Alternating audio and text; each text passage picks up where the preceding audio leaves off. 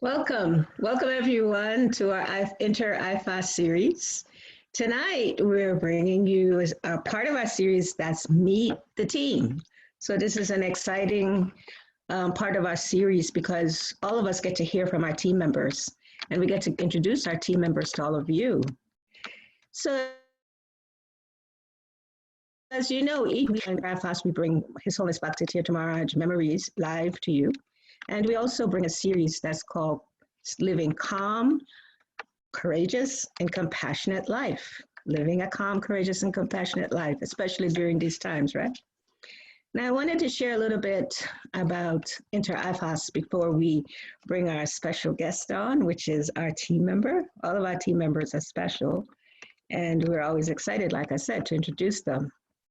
So Inter IIFs is it's our social media branch of IFAST. And as we share each week, IFAST is founded by His Holiness Bhakti Tirtha Maharaj. And so Inter IFAS offers to everyone, for those of you that may not know, we offer online courses that's based on spiritual principles. And these courses, they focus on self-awareness and raising consciousness. That's the theme of the Institute, to raise consciousness and bring awareness to people. And the facilitators that teaches on these courses, they teach practical tools that assist with removing obstacles that we all have. You know, we all face obstacles in our day-to-day life, in our relationships. So these courses, they focus on removing these obstacles. With these obstacles, they tend to disconnect us from our loving relationship with God, who we call in our tradition Krishna. There are many names for God, and we acknowledge all of these names for God because the Institute is non-sectarian and we're focused on helping people all over the world. We're helping humanity. And as I said, these courses are online. So please go on our website and try to find out more about Inter IFAST. So tonight we have a special guest, our team member, Lila Devi Dasi. Lila is she's like an outreach arm. She's a social type of person. And so she reaches out to people in our team. She's one of the persons that connects with people in different places. And so we're just so happy to have her. Lila is also by profession a dental assistant, and she's also a yoga instructor. And she coordinates and facilitates a community outreach program for the Bhakti Center. I know many of you are aware of the Bhakti Center. And if you're not, then please go online and look up the Bhakti Center. So it's an amazing facility for education. Please check that out. And yeah, we love to have Lila on the team because, you know, we really value how she's so always calm, and she's always naturally confident. She's courageous. And most importantly, I think Anna was saying that this morning when we met, she's very compassionate. So Lila, welcome. Thank you so much for coming on our weekly program. Thank you so much, Raja Lila, for having me here. It's a pleasure and a blessing to be in the association of all of you. So thank you. Thank you.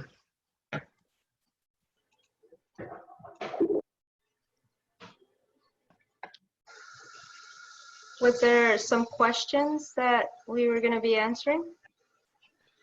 Oh, well, we thought we would just ask, you would just start with just sharing what it is about the Inter IFAS team that you like or don't like to be a part of. Oh, I like everything. So I found Inter IFAS through one of the groups that Kishori Rani was facilitating, I think a little over a year ago. It was this incredible online course that was I think I did a couple of them. One of them was based on Radhanath Swami's The Journey Home book. And it was this really beautiful interactive want to say like, I don't want to call it a course because it was so many things, but I guess you could call it that. And is this interesting thing that pushed me out of my comfort zone, where I was talking to people from different parts of the world, having these conversations with them and studying with them, really deep, personal, profound realizations that had to do with our spirituality and then our process in it. And just so many different and interesting people from all over. I'd never seen anything like that. And it was consistent. It was every day there was something in a group, some question, some project, something to figure out. And that just won me over. There was so much. And then Kishore Rani, I think that the moment she sees that like you want to do something to help, she just grips you. And I remember having this conversation with her about, I don't know what I can offer to Inter-IFAST or what I can do to help you. And she was so empowering, right? She just started naming all of these things that I can help with and really leaving it open. So there's so many things about Inter-IFAST. The first thing is, because it is social media based, that we're getting to communicate with people all over the world. And that I found amazing, to develop a relationship with someone based on similar ideas and similar paths or what we're searching for, and they're halfway across the world. So that's one of my favorite things. And then also just the purposeful connection that we have with each other. We're in this relationship of a team, but saying to each other, let's get to know each other, actively build this relationship to make it deeper, to make it meaningful. And we actively try to like deal with obstacles that come with any like interpersonal interaction. So I mean, that kind of team building and team working is incredible. I've never seen anything like it. So those are the things that excite me about it. This team, we're always like trying to figure out what to do, putting our heads together. How can we help? How can we help, you know, reach these teachings, these Vedic teachings to people all over? So that constant, there's always something going on that we're trying to get into. It's so beautiful. I really appreciate it. Thank you. If you were to say one word about the Inter-IFAST team to inspire our viewers, our listeners, what would you say to them to interest them in our Inter-IFAST? I would probably say courageous. It's courageous because there's this underlying this underlying ethic of let's try new things, let's dump things that didn't work, let's try new things, let's explore new things, let's fall flat on our faces if we try something and it doesn't work. There's just this idea of like going forward, always trying to think of something new, trying to explore. So that part of it is courageous. The interpersonal part, I also actually find extremely courageous, because we're so dedicated to building our relationships with each other. So there's this honesty that we all bring to when we're talking to each other and addressing each other with respect, with compassion, but with also straightforwardness, with honesty of like, how do we actually get to the point of these things, learning to listen to each other and then learning to say the difficult things. Those things I think are incredibly courageous. So there's courage in the way that the projects are executed, right? Of this like putting love into it and just going 100%. And then the courageous part of actually building relationships, because anyway, at least the way I see it, this is very difficult to create and bond with people in a way that is fulfilling and really like going deep into those friendships. So those things take courage, because it's difficult. The closer, at least I found, the closer you get to someone, the easier it is to like start rubbing each other, and you're like, no, these things that you maybe not so sure about, these qualities of this person or things like that, or not sure about your own qualities, and someone's here to help you. So those things are incredibly courageous. Thank you. We're going to ask Anna if she has any questions. Before I do that, I wanted to share that that's one of the guiding principles of Bhakti Tirtha Maharaj's I Fast. He always taught us to take risks on behalf of Krishna, on behalf of God. Be ready to take risks. And so I remember, you know, in my own life, he just guided me in that way to take so many risks that I never thought I would do, like go to a foreign country on a one-way ticket, someplace I never been before, and just go, you know, and that, you know, so many ways he just kind of inspire us to have courage to do something because God is actually behind it. Yeah. So Anna, do you have any questions? Lila, thank you so much for sharing. You have such a light, bubbly personality that kind of like makes the relationship worthwhile. I wanted to ask, you described how you joined the team, and sometimes people join teams or projects on an impulse, like, oh, that sounds good, or that might be a good idea, why don't I just try it? But then you have to have a lot of motivation to stay in, because once you stay and the time passes, you have to put in work, and you have to be like, okay, this is a commitment now, like I got it, like this going on already for a year or so, like, okay, maybe there's something new, or maybe there's something else I want to do. Like those questions inevitably come up, and you have to reevaluate yourself where you're at that point, and what the goals are and everything. So I was just wondering what it is for you, what motivates you to stay. Oh, that's good. I thank you for asking that, because I'm glad to say it. It's this compassion, right? And I found that from the very beginning with Raja Lila, and then the rest of the team naturally just picks up on this mood, and it comes all from Bhakti Tirtha Swami, who it came from his teacher and then his teacher. And what I mean by the compassion is this compassion and understanding for who I am and how I am. And it goes for everyone on the team. Understanding that I'm a person who has weaknesses and who has strengths. And so at the same time, helping me, I know this is what I've gotten from the team, helping me and recognize what I can bring, and helping me feel empowered to do that. And at the same time, accepting me for who I am. Like, you know, sometimes maybe not finishing something on time, or not feeling like I can do something, like I have anything to offer, or just whatever it is, whatever comes up in a situation, this incredible understanding that I don't feel judged. I don't feel like people are going to kick me off a team because I'm having a bad day. So it's that compassion that I get from everyone on the team, and I'm trying to practice with myself, right? Because I am always told, like, you're so hard on yourself, and you're so hard on yourself, and trying to do too much. Part of it is just personality, and the other part is just this tri-state area, like, where, you know, we have to like learn to slow down and take it easy.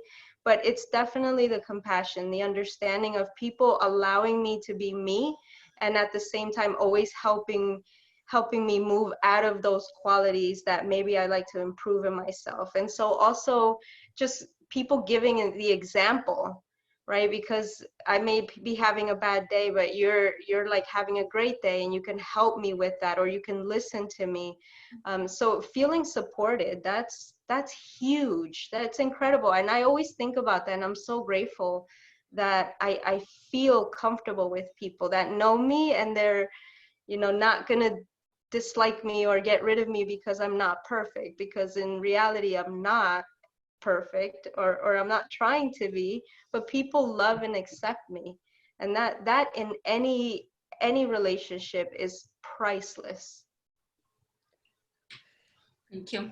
I'm so glad that you're able to feel like that in our company, in my company. Yeah, you guys are great. I always feel so inspired by all of you, just these incredible qualities. And we were talking today, I was appreciating something in Kishore Rani, and And, you know, she's like, no, it's just because I'm different. And I said, yes, it's true. But, you know, if we appreciate, this is what I've been told, if we appreciate the good qualities in others, then we can imbibe those qualities, right? As opposed to other teams and relationships where people start feeling jealousy and envy and they start attacking each other on the subtle level.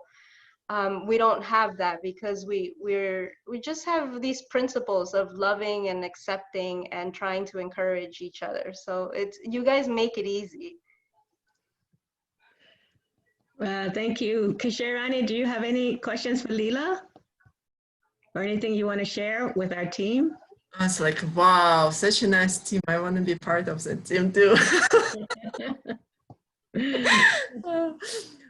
First of all, I would like to say how I appreciate really that you joined our team. Like from the very beginning, when you joined the course, it's like, wow, she's like part of us. You were so dedicated to the programs and like helping us with everything. I really, really appreciate that you finally became the part, like valuable part of our team, and like I value you a lot, and you are like wisdom of our team, and you bring so much to IIFs and to our team relationship.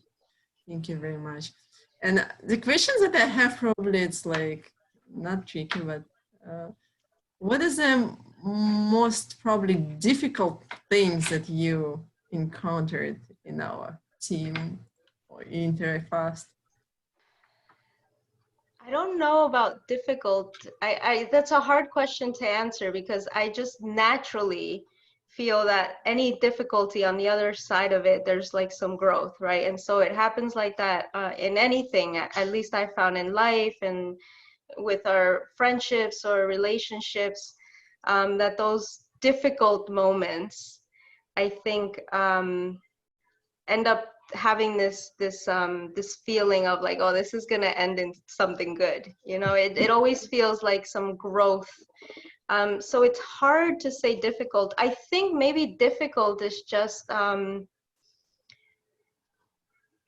trying to match our capacities, our abilities, and our capacity to do while we are, you know, having families and like husbands and jobs and children and all of these things, and trying to match that with like what we actually want and our vision. Our vision is so big and we want so much to share IIFs with everyone.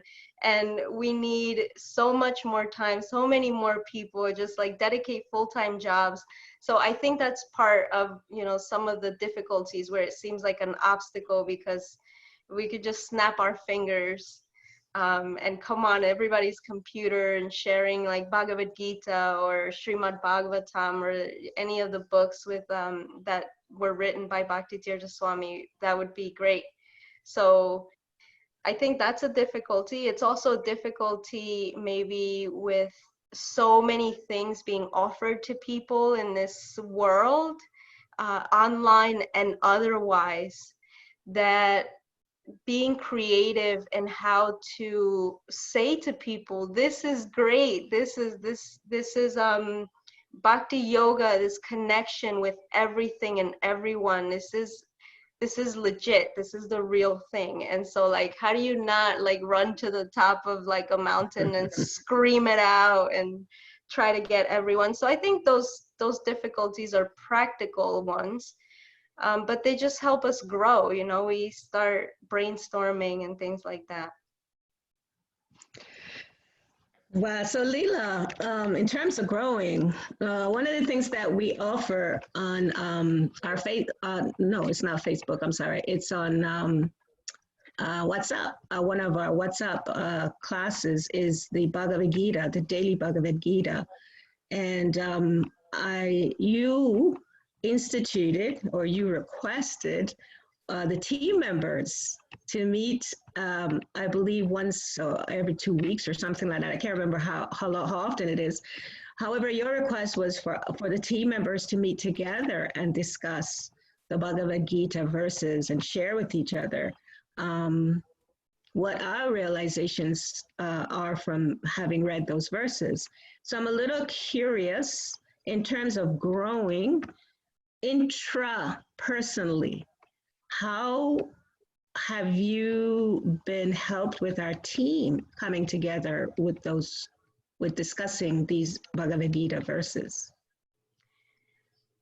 It makes it real, right? It makes it practical. It takes it from this theoretical Bhagavad Gita, I'm not sure what I'm reading here as I'm reading these scriptures type of thing, to something that that I can practice in my life. Because so if I'm reading Bhagavad Gita by myself, I don't have the understanding that is the same or equal to if we're on the phone or we're on a call and there's 4 or 5 of us discussing the same thing.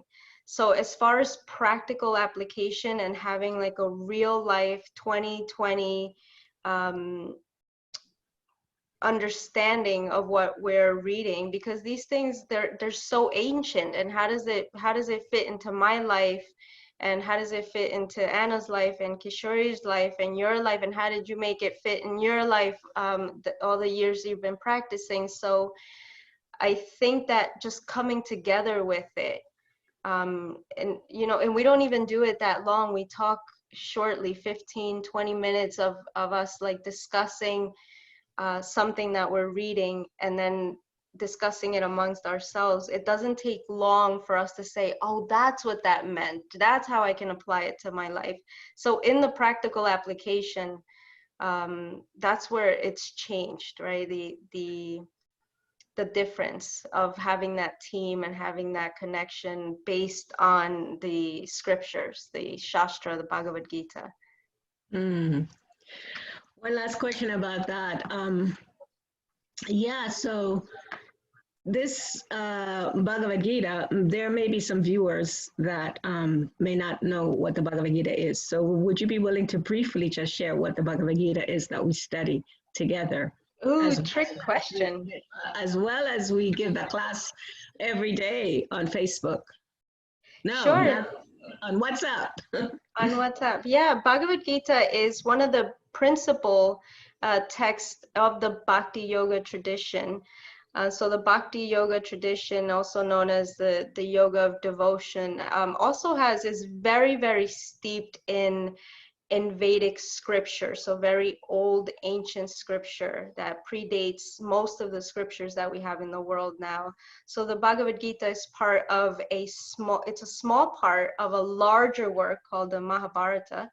And it's an incredible story that just spans generations and generations and generations. But ultimately, what I can say about the Bhagavad Gita is one of the things that strike me about what it is. It's when all else fails, read the instructions. It's the instructions for how we can understand our life and what is happening in this life, and then what to do about it. So that's probably the best way I can put it. I don't want to try to say something eloquent and it's not going to work. And actually that's really what it is for me, right? All else fails. You try to figure it out. You try to be happy with all these other things in your life. And when all else fails, and I think that history shows in our lives we'll end up suffering for over one thing or another. And then we're like, what do I do now? And that's what Bhagavad Gita is. It's the instructions of what to do when all else fails. So that's what I think it is. And then the group itself is open to everyone. Everyone can join by just sending us a message. There's a daily reading on what's in the Bhagavad Gita, and then some explanation on what it means. And then as a team, we can all just discuss if you want to ask questions or just give some realization that it's always helpful for someone else. They always say if you have a question, chances are like 4 or 5 other people have the same question. So it's just a way to not be so uptight in trying to learn these ancient scriptures, but just coming together and saying, okay, how do we figure this out? And it's a nice part of the day, right? To just pause and listen to some of this and maybe put a thought down and see how that plays out throughout the days, right? How do we apply these teachings? Thank you. Yeah, and reminding everyone that those classes are no longer than 20 minutes, so they're very short. And you can listen to them in your car and reflect on a Bhagavad Gita verse each day. Thank you so much, Lila. Is there any other questions we have for Lila tonight?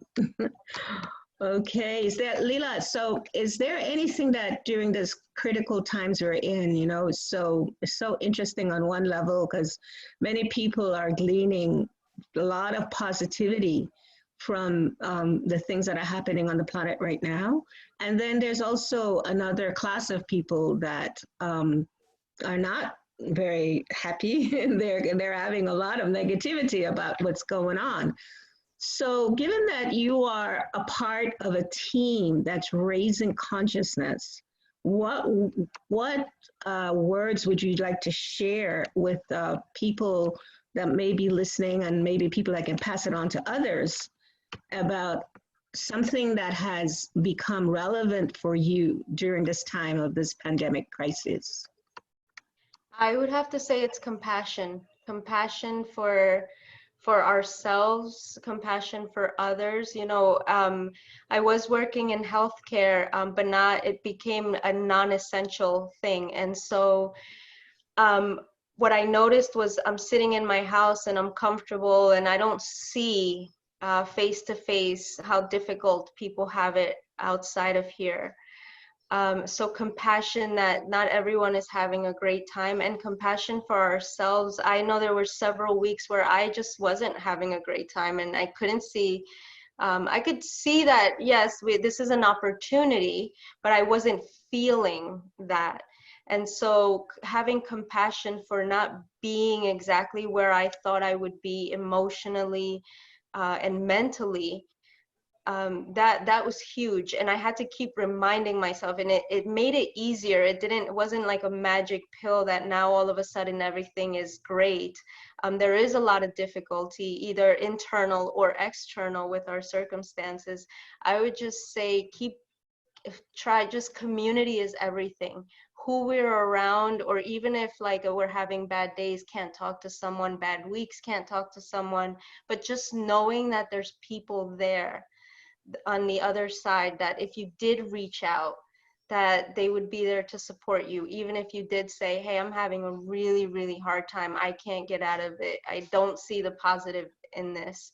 That kind of compassion and that kind of community is priceless. I don't know where I personally would be without community of people, of friends that I know are there. So find someone. Even this team, we are happy to extend ourselves to people, just to chat, just to talk, just to lend an ear, whatever it is. We're open to doing that, because it's like I said, someone else may be struggling. If I'm struggling, chances are there's so many other people struggling too. And we just have to say it. This is like one of the things you're always saying, just be real, like try to have that self-awareness that you talked about in the beginning, to raise our own consciousness and know that, have that honesty, like, yeah, this isn't great right now. I can accept that. And now there's someone out there that will listen. There's someone out there that understands, or at the very least won't judge where I am or how I am. And this is going forward too. I mean, we don't know how we are going to adjust, or how difficult the adjustment process will be. So for me, I can only say what I tried to do. It was just hold on. Just hold on and know that something bigger than me has got me, right? And you tell me that all the time, so I like try to remember those things. Something else has got me, and just hold on and reach out. Maybe those two things, hold on and reach out. We're here. Like this team is literally extending itself to people and saying, like, we are here for anything that we can serve you with. Thank you so much, Lila, for joining us and being with us. It's always so wonderful to hear your realizations, and we're really grateful. We also, from the IIFs team, want to extend our gratitude to all the people that are serving humanity out there, that are risking their lives still. You know, there are people that are really still dying, and although we're not hearing as much about some of the things that are going on in the media in terms of death, the reality is that there are people out there that are still helping people, you know, just to try to save their lives. And so, yeah, we want to, as you said, you know, extend that mood of compassion and gratitude to all the people that are serving, you know, outside, that keeps us inside from not really remembering what's actually happening out there. So thank you so very much. Thank you for being with us tonight. We really appreciate it. Thank you all so much. Haribol, Hare Krishna.